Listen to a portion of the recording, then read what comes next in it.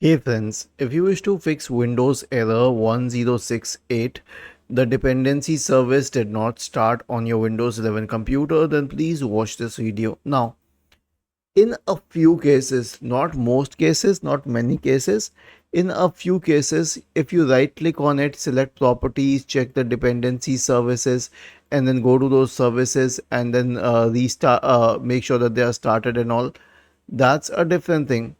But here's the case. In most of these cases, these services are simply Windows oriented services that you cannot change. You cannot disable them. You cannot restart them. So here's what you can do.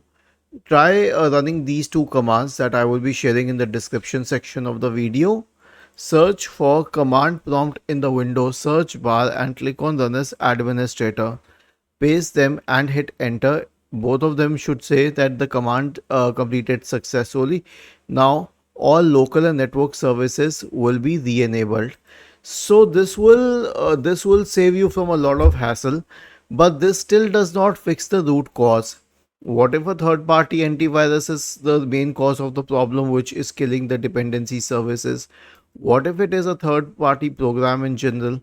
What would you do in that case? So here's what you can do in this case. Search for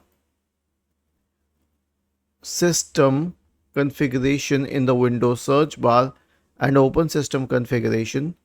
Go to the services tab. Check the box associated with hide all Microsoft services. If any of the services checked, click on disable all, apply, OK, and then restart this computer. This should solve your problem.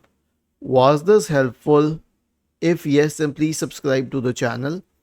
If not, then let us know in the comment section of the video on how we could help you further.